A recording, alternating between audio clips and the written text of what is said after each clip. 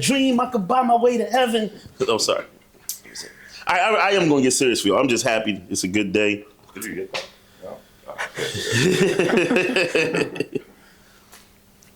I've learned that it's better to just be happy sometimes. All right, come on, walk up. You only live once. You hear me? Mm-hmm. Walk up. Is it like a specific type walk you want when I walk in? You only taking 2 steps, bro. All right. So is it 1, 2, 3 walk up, or is it 1, 2, and then when you're about to say 3, you want me to walk I up? want you to walk up now. Like when you say now, you mean like right now, or like? I'm turning the camera to you. Right, go ahead. Okay, let me see what side box. Walk up with first. Yeah. Shake your dreads, shake your dreads, shake your dreads. All right. I'm happy that I'm in a good mood today. But you know what? People live their life not in a good mood. You got it? Yeah. I should have hooked this to something. You ain't got it. I'll get you another chair. That's good. All right, so state your name.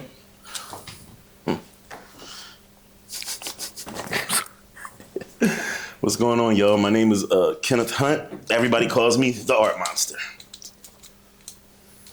Place of birth. I was born by a river in a little tent. And just like that river, I've been running ever since. Crozier Hospital, right around the corner. Right. I'm from Chester, Pennsylvania. Born and raised. On the playground is where I spent most of my days. So introduce yourself, say your name, and then give it to your Hello, my name is Gabriella, Hey, and I'll get started with the interview. So it's very nice to meet you. it's very nice to meet you. So my first question is, how did art become a part of your life? I think I've been doing art since I know I've been doing art since I was a kid. So it's just always been something I did since I was younger.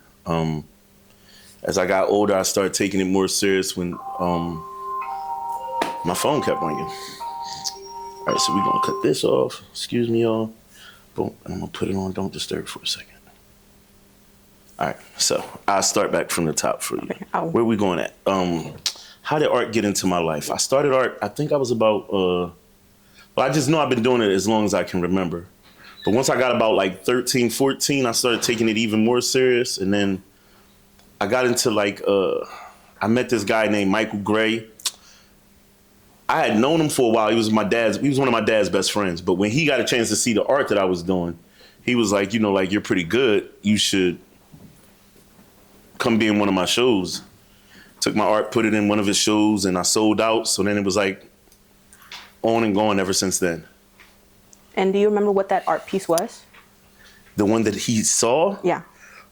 Well, when he seen my art, I think I had a bunch of paintings.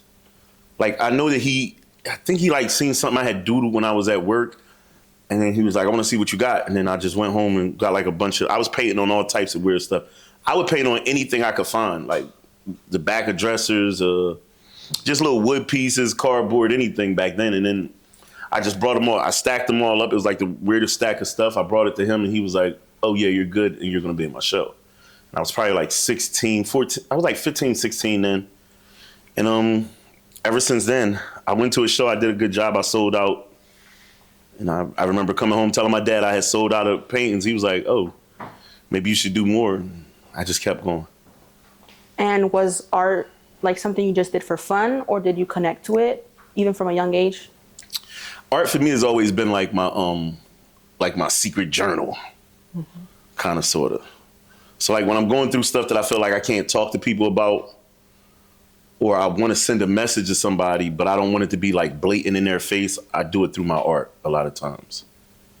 And that just helps me. It helps me like capture my feelings, my emotions. It's great therapy to me. That's how I see it. That's really it for that part. That's great. And when creating art, did you connect with other artists, or were there moments where someone came up to you and said, your art really touched me? Yeah, I mean, I always connect with other artists. I think I'm like a magnet to artists. Ever since I was younger, I always had friends that were artists, whether it be art or music or, you know what I mean, like cooks.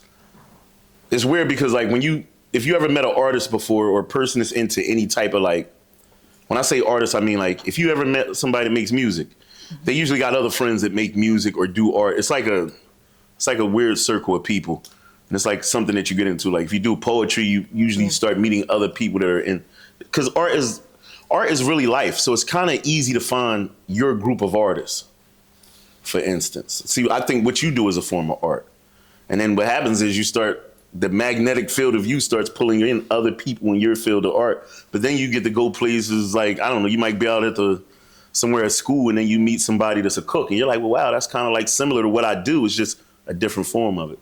I'm one of them people that believe like art and life like are really like yin and yang kind of sort of. You can't do one without the other one. Yeah. Matter of fact, I even give you a proof of it, right? I think everybody's an artist. And my weird theory of thinking that is because what happens if I give you a pencil and sit you at a desk with no paper? What do you start doing? You start drawing on your desk. You ever notice that? When y'all were kids, did everybody draw on their desk or in their notebook when the teacher wasn't giving you an assignment? It's just like a natural thing to do. And then it's like people say, oh, well, I'm not a good artist like you. And then I say, well, nobody's really, art is just, it's your choice of expression.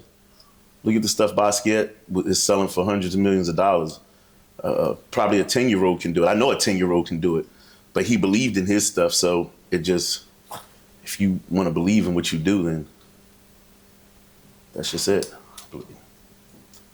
Yeah, I definitely get that. And are there particular artists that you have been inspired by? Yeah. Let me see. So definitely.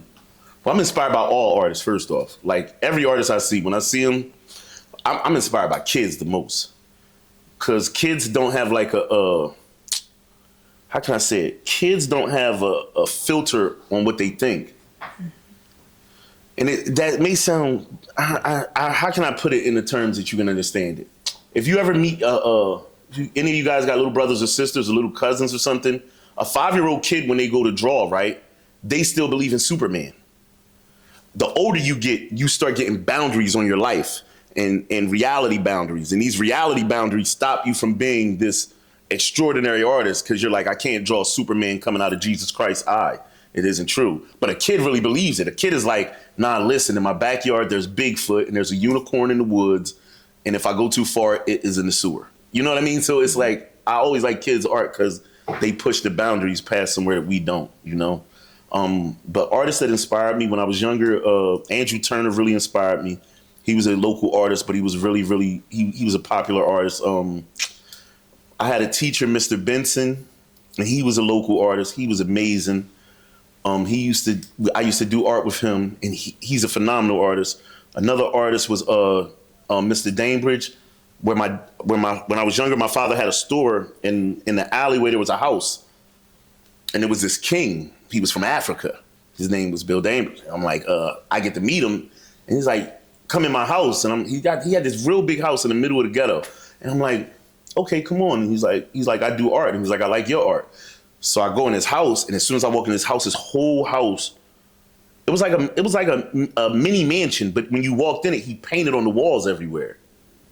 And like as soon as I walked in, I'm like, oh shoot! And like then he takes me up to his attic, and in his attic he had a sunroof cut in, and he had like one of them $10,000 telescopes. And this guy became a good mentor to me because every day when I would get done work, I would go over to his house, and he would show me things like how to mix paints. He would show me how to make frames. So he was like a real big help to me in seeing stuff like that. I do like, when I think of, I got the name Picasso, and people think like I gave myself that name. I didn't give myself that name. Some guy from Channel 6 gave me that name when I was like in 8th grade. But when they used to call me it so much that I started like reading his autobiographies. And I liked Picasso for his theory on life. Like one of his theories was a good artist copy, great artist steal. And if anybody really knows the story of Picasso, Picasso used to sit and look at these African sculptures. And then this wasn't the era of the internet or anything. So he's going back and forth to Africa, probably paying $1 for a sculpture. And he brings them all home and he sits them up on a thing and he paints it. Good artist copy, great artist steal. They've never seen. And imagine it was the revolution of people never seeing these pictures done where Africa has been making these pictures for years. You go to Africa, the Africans are there, but they don't have the exposure of America. Here's Picasso able to go from Europe to all over the world, and he's in America with these amazing paintings. And, that was his theory. Good artist copy, great artist still. And I think he defied a lot of things. He defied the fact that you could be an artist and make money while you're alive and live a good lifestyle while you're alive. Because I don't know where the hell the theory of starving artists came from. I don't let none of my friends be a starving artist. I'm not a starving artist. I'm hungry right now because I'm fasting, but I ain't starving. But I think artists are like, being an artist gives you the right to have the biggest paycheck you ever want in life. I don't know. What do you want to be in life? A writer. How much do they get paid? It depends. It depends. So with an artist, I tell all the kids this. I say, tell me what job you want. Most little kids say, I want to be a doctor or a lawyer. That's like the first things bleached into their head. And I say, well, how much do they make an hour? Yeah, man, they make $100 an hour. I say, well, I'm an artist. I can make $100 and a half an hour. So what does that mean about me? But once again, I don't believe in the theory of money, though, kind of, sort of. So I look at things a little bit different. See, because like I said, so you go through all your life and you want to be a doctor, and the doctor makes $100 an hour. And if I paint something in 5 minutes, I can get you $100.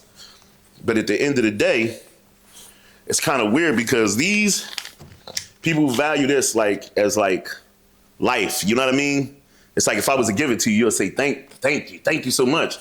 But if I give you this, you don't say thank you. If I give you this piece of paper, you don't say thank you. This is worth nothing. Life is not worth this. I'm being serious when I say it. Like, this is not what people, I don't think people should value their life on this. Because when you do, you go through styles of, you go through sessions of depression, and you go through like these real terrible things that you really can avoid if you just live life. You get around Christmas time, you know what the suicide rate is? It's pretty high. The Golden Gate Bridge, so many people are committing suicide over being homeless and money issues and stuff like that they had to build a net underneath of it. So you have to be cautious of what type of material, like how much weight we put into just a simple thing as money. Sorry for going off track there. That's all right. But when you started talking about money, I got inspired by another question to ask you, because I see money on your art behind you. So if you could tell me what that piece meant to you, how was it making it? Like, what was that thought process?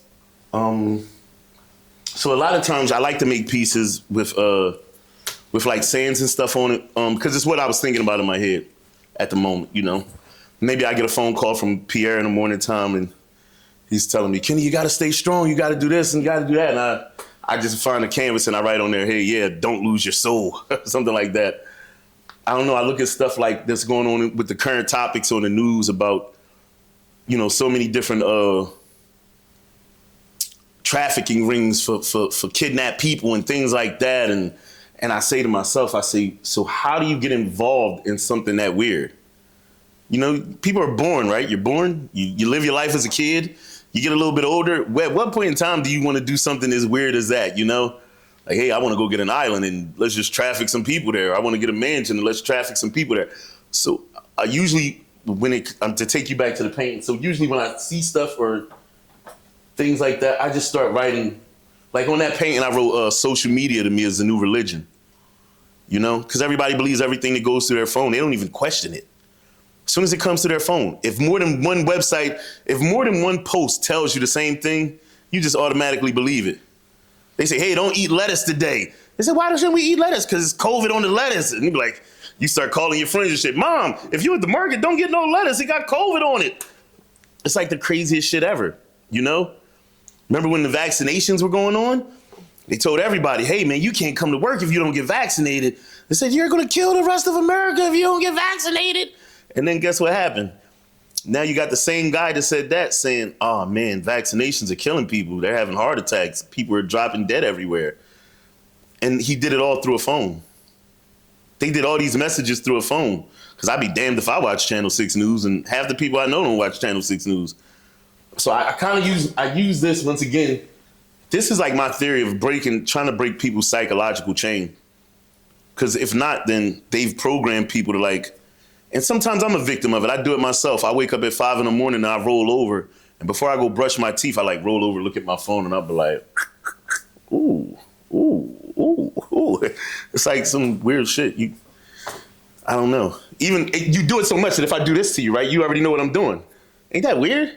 Imagine before we started doing Instagram and stuff, if I was doing this to you, you'd be like, the fuck is he doing? But if I do it now, you know, like what the symbol is. It's like, oh, he's talking about scrolling up on the wall.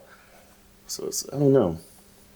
But I try to use my art to just say whatever I feel and express my crazy thoughts that'll probably get me in a padded room one day. Or in the same lawsuits that most famous black people get into. Yeah. And my next question is about community. One thing I noticed when we were driving into Chester was just how much artwork we saw and how vastly different it was than Swarthmore. And so much beautiful art. And I wanted to ask you, how have you been able to integrate yourself in the community and what that's like? What's the art community in Chester? What it means to you? The art community in Chester to me is growing. It's growing vastly. I'm proud of it. I'm proud to be a part of it. It's so many great artists. It's a lot of great artists down here. It's a lot of great kids that do art. It didn't start with us. It didn't start with this generation. It started decades before us. But now it's like we have a platform to build on it, you know?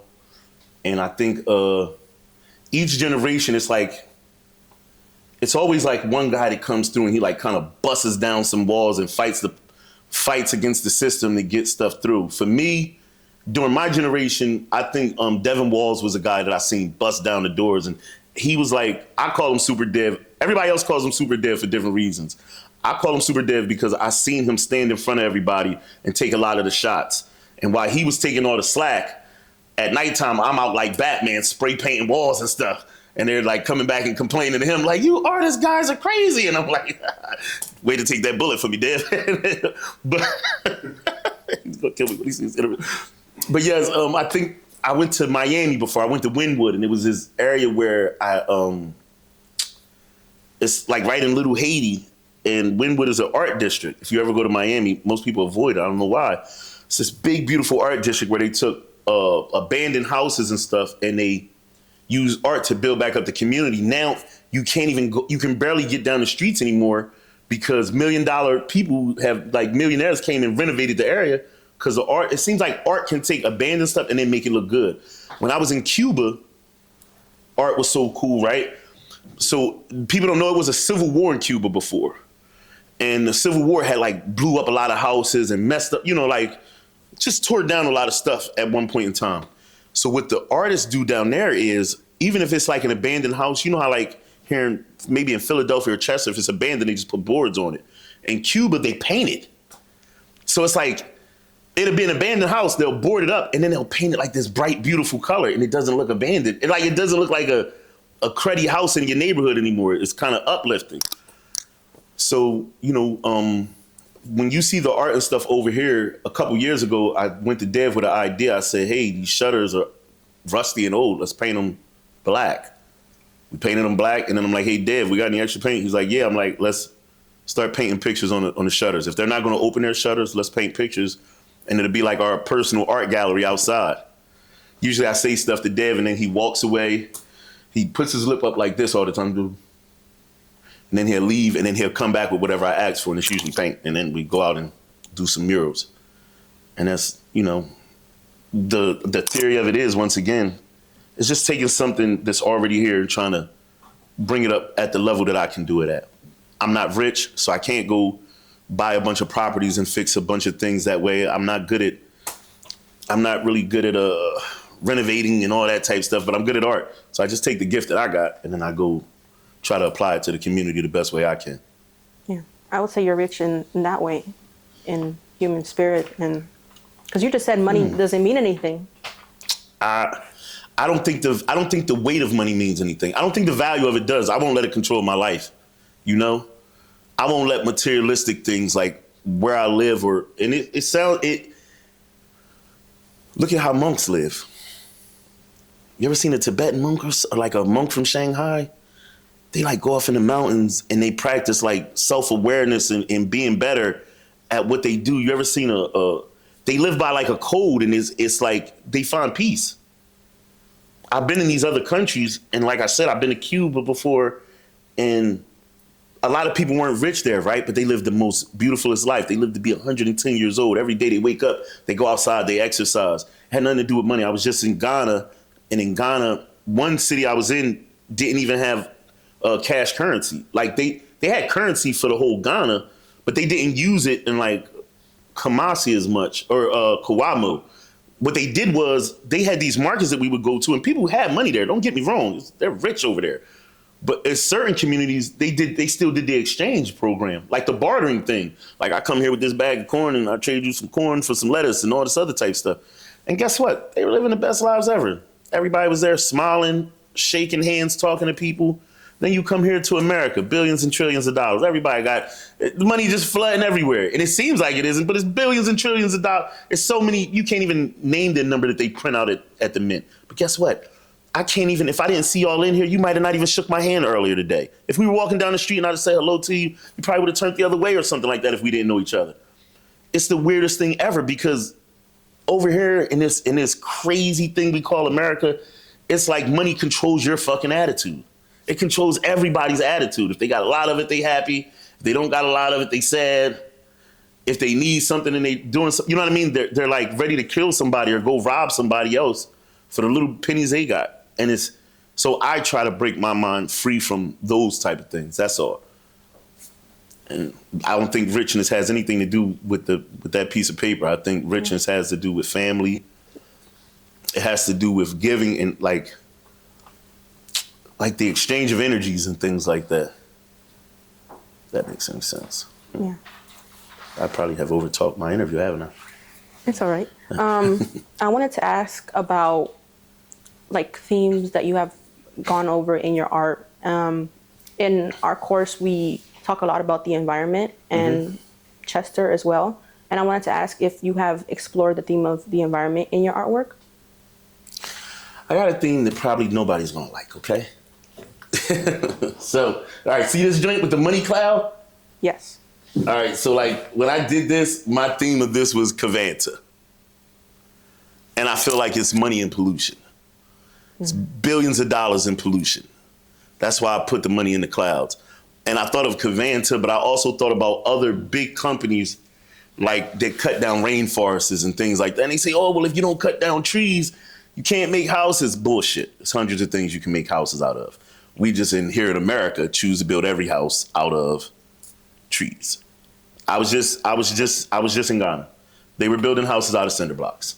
Every other house had some type of cinder block style. You know, I seen these houses when I was in Cuba and in Ghana. I seen the mud houses, and they weren't bad either. Okay, buddy, they were making houses out of clay, and I've seen houses that are made out of bamboos, and you know what I mean. Like it's just certain things, but it feels like when I think of themes or something like that that go in my art to deal with the environment, I always think about how like pollution in America is the biggest $1 trillion industry ever. I'll give you a ride straight from here, straight to Delaware, right? We have, first of all, we had a shipyard right here on the waterfront. We have Cavanta, which is a trash and steam building on the waterfront. You have, if we keep going down, you have an oil refinery connected to the water. You keep going down a little bit further, you get into Delaware, they have a freaking a trash yard. What is that called? A dump site. Like for human waste, it's right on the water. And I'm saying to myself, look, I guess you guys don't give a shit about water. Or maybe you didn't do science class and know that when, you know, that little cycle called precipitation, like the water evaporates, goes into the cloud, and it comes down and it rains on you. Well, imagine that.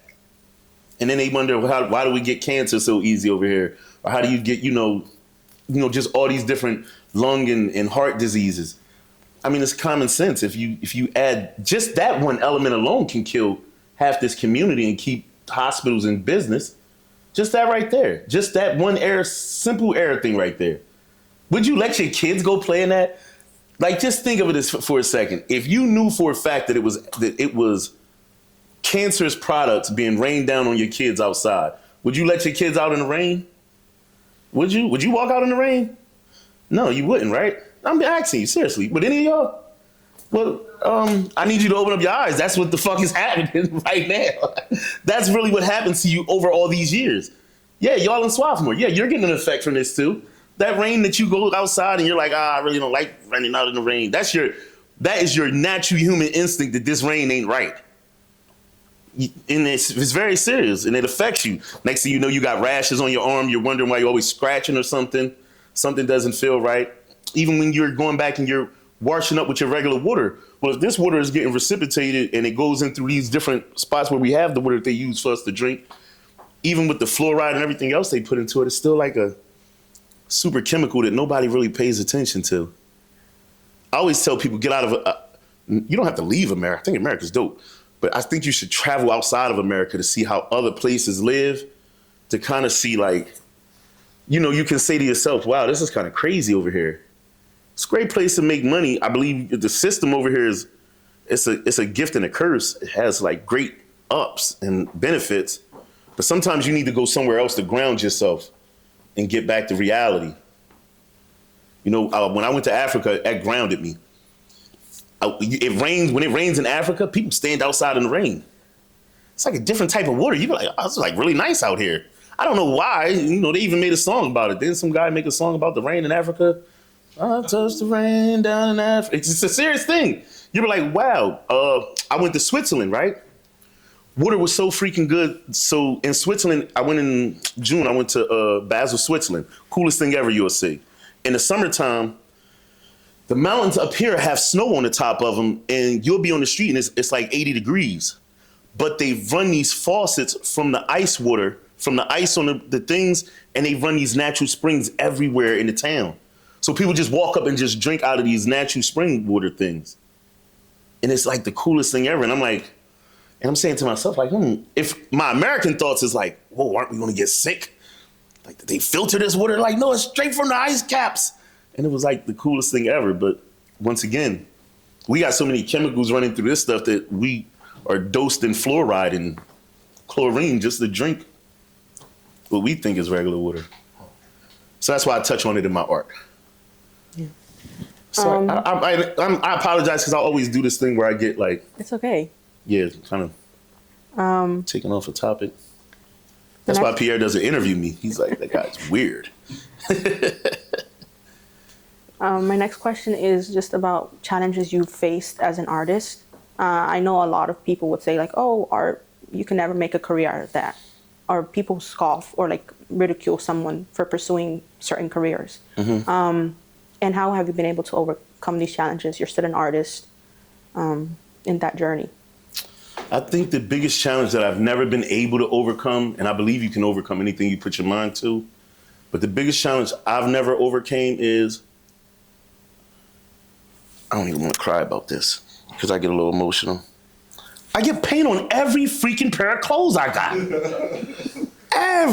I'm talking about, man, I can get an outfit, I can get a suit, and I'll be like, I'm going out this all black party with the suit on, and then somehow somebody weird calls me up and says, hey, is that painting done yet? And then I'm trying to hurry up and paint it and not touch, and then somehow paint gets on that's the biggest obstacle I've ever had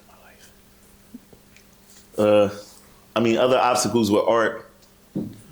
Now that I've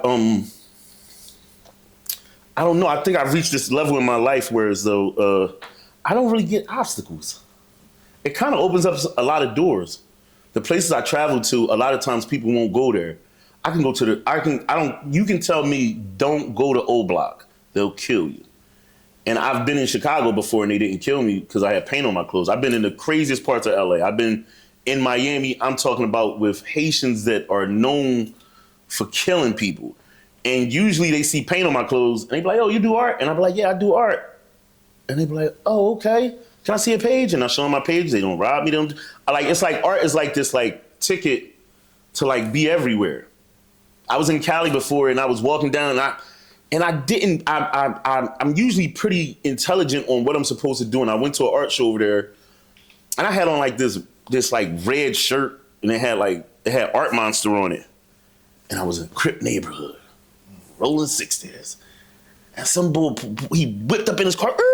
He was like, homie, where you from? What set you claim? I was like, man, I'm an artist. I said, what?